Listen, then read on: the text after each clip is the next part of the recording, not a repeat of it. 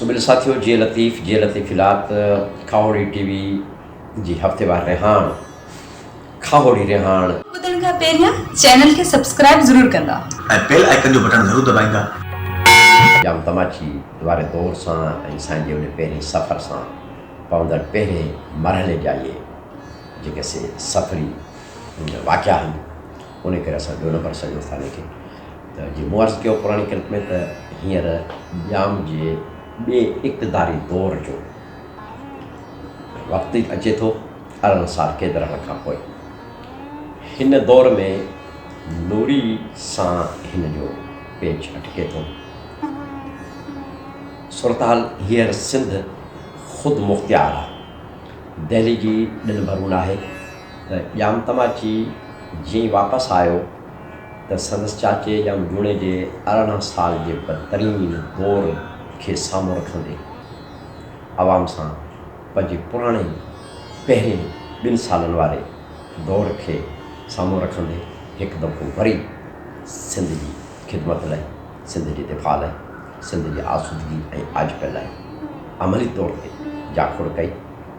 ऐं जॾहिं हर लिहाज़ सां पक थियसि या मुतमिन थियो त पोइ ही पंहिंजी ज़िंदगी आज़ादु सिंध जे हिकु ख़ुदि मुख़्तियार हाकिम जी हैसियत में अक्सर ठटे वियो। वक़्तु गुज़रियो हिन जो मालात में ऐं किंझर ते हिन जो अचणु वञणु थींदो। ईअं ई हिकिड़े दफ़े किंझर में शिकार जे बहाने ॼाम जो अचणु थिए थो ऐं हिन जी निगाह ओचितो वञी नूरी मुहाणे ते पवे थी। लती सम्झ बेता आहे किंझर में बाहि भरी हेॾी वेल किया, किंझर में बाहि भरी हेॾी वेल किया, न को चारो चंड जो न को शम्स शुआ, लथो पांधमा में चढ़ंदे मगड़ी। अहिड़ो टाणो न सिज आहे न चंड आहे, न को चारो चंड जो न को शम्स शुआ। सिज लही चुको आहे, चंड उभरियो कोन्हे को, इहो विच वारो टाणो आहे। इन वक़्तु हेॾी बाहि भरी किंझर में बाहि भरी हेॾी वेल किया, अहिड़े वक़्तु किंझर में ई बाहि जहिड़ी तजली कहिड़ी आहे। सॼी किंझर रोशन थी वई आहे। पोइ लतीफ़ सां आख़िर सिट में चए थो लथो पांधो आहे में चढ़ंदे मखड़ी। नूरी मुहाणी ॿेड़ी ते चढ़ंदे हुन जे मुंहं तां पोती जो रए जो चादर जो पलांद हटी वियो आहे। हुन जे हुस्न जी तजली सां पूरी सिंध किंझर जेका आहे भरी थी आहे। इहो बेत, इहो टाणो, इहो वक़्तु ॼाम किंझर में शिकार कंदे नूरी खे पहिरियों दफ़ो ॾिसे थो ऐं हुन ते मोहत थी पवे थो।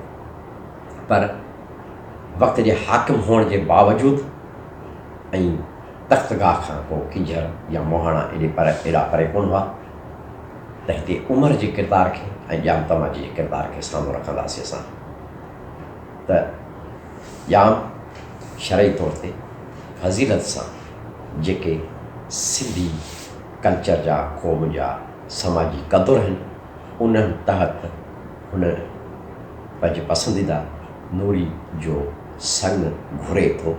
ॾाढ नथो करे, ज़ोरी नथो करे, जबर नथो करे, अगवा हुनखे नथो करे, खणी अची क़ैद कोन थो करे कोट में या महल में, पर फज़ीलत वारे तरीक़े सां जीअं समाज में रीतूं रस्मूं क़दुर हुया उनजो मान रखंदे।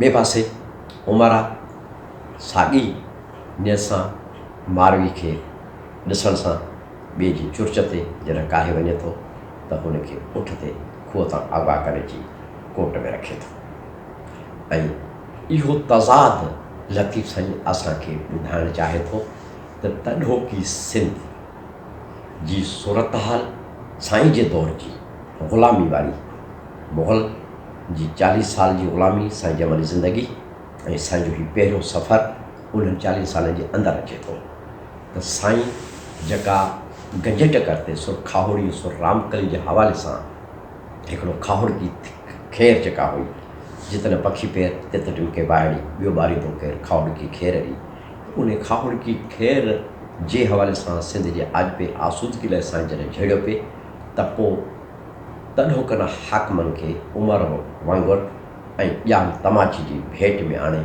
सिंधी क़ौम खे उहो सनीहो ई सॾु ॾिए थो त खावड़ी तहरीक जो मक़सदु सिंध जो आजपोई आसूदगी आहे ऐं उन लाइ तव्हां वटि पसंदीदा क़िस्म जो मॉडल किरदार जेको आवाम परवारा, रयत परवारा, क़ौम परस्ता, हुबल वतन आहे, ग़रीबनि जो हॾुखी आहे, इंसाफ़ पसंदि आहे, उहो ॼाम तमाची आहे। ऐं उन जे मुक़ाबले में उमर आहे जो साईं जे दौर में ॼण त उमर जे रूप में मुग़ल या कलोड़ा हुकूमत करे रहिया हुआ, जेके उन जे दौर में न माण्हुनि जो माल मिल्कियत महफ़ूज़ हो, न नंग, न इज़त, न ई का हिन जी ज़िंदगी महफ़ूज़ हुई।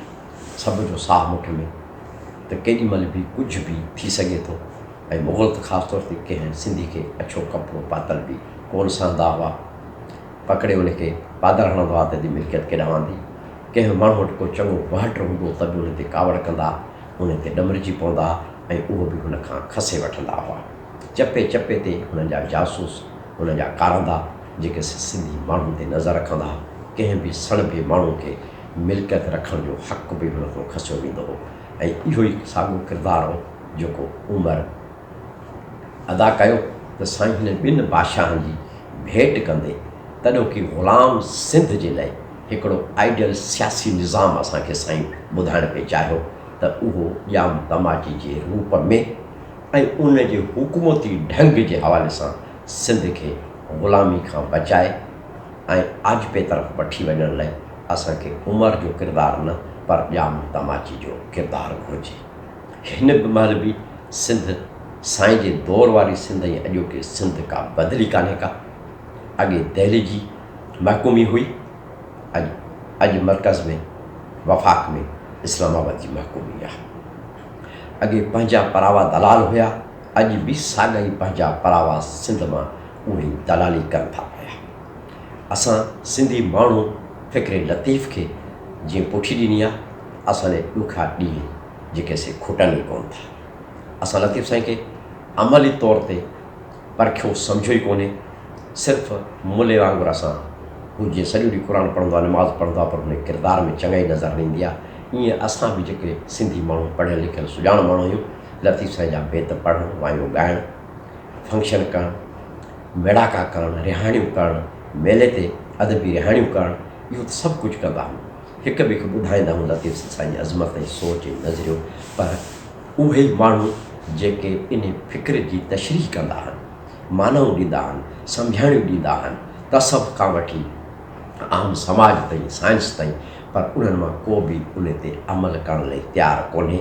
ऐं अमल न करण जी सूरत में असां समाजी हवाले सां, सियासी हवाले सां, इक़्तिसादी हवाले सां, अख़लाक़ी हवाले सां, रूहानी हवाले सां, मज़हबी हवाले सां इंतिहाई किरियल आहियूं। ऐं इहे सभु कारण आहिनि जेके असांखे अॼु बि हेॾी वॾी डिघी तारीख़ रखंदड़, क़ौमी सुञाणप रखंदड़ क़ौम अॼु वरी ग़ुलाम आहे। ऐं न रुॻो ग़ुलाम आहे, पर हुन जी 70% आबादी जेका आहे ग़ुरबत जी लकीर जे हेठि गुज़ारे थी, जंहिंखे ॿ वेला मानी बि नसीब कोन्हे को। उहा ई सिंध जॾहिं हिन वफ़ा खे 70% आमदनी ॾिए थी पई, 70% हिन जे नाणे ते, हिन जे वसीलनि ते, चारई इकाइयूं जेके हिन वफ़ाक़ जूं ऐं वफ़ाक़ ऐं हेॾी वॾी जेका सा हथियारबंद फ़ौज, हेॾो सारो वफ़ाक़ पलिजे थो पियो। दुनिया जहान जा पनाहगीर हिते अचनि था, ॼण त हीउ हिकिड़ो आलमी दस्तरख़्वान आहे सिंध। त पोइ उन जा धणी जेके से ईअं मजबूर, महकूम ऐं महरूम छो आहिनि, इन ते असांखे सोचणो खपे त फ़िक्रे लतीफ़ खां सवाइ ॿी का वाह, का वाट, का सोप, का चङाई कंहिं ॿिए नज़रे मां, कंहिं ॿिए फ़िक्र मां न मिली सघंदी। त ॼाम तमाची जो इहो किरदारु हाणे हिन खे असां वरी खणी ईंदासीं कामोड में नूरी जी निस्बत सां। त उते हिन जो रवैयो, उते सोच, उते हुन जो किरदारु छा आहे, प्यार खां वठी उन मुहाणनि जी बिरादरी सां सॼो इहो वहिंवारु जेको सो कामोड जे तनाज़ुर में। पर असांखे इहा ॻाल्हि यादि रखणु घुरिजे त लतीफ़ साईं जॾहिं इन्हनि किरदारनि खे पेश करे थो त हू असां माण्हुनि मां इहा उमेद रखे थो त हिन धरती, हिन क़ौम ऐं उन जी आजपे आसूदगी ऐं वसीलनि जी वाहर संभाल करणी आहे ऐं उन लाइ अॼोका इहे MP MNA बादशाह या वज़ीर पीर मीर न भोतार न पर जाम तमाची जहिड़ा किरदार हुजनि त असांखे उन्हनि खे पंहिंजो हीरो पंहिंजो सुहिणो सम्झी फ़िक्र लतीफ़ जी मार्फत उन्हनि जे ॿुधायल उन वाट ते हलणो पवंदो न त पोइ इहे चाकी जे ॾांद वांगुरु साॻे ई पेचरनि ते ग़ुलामी जे घाणे में पिया पीड़िबासीं पर चङाई काव नसीब न थींदी त सोहेल साथियो इजाज़त ॾींदा जे लतीफ़ इलाही।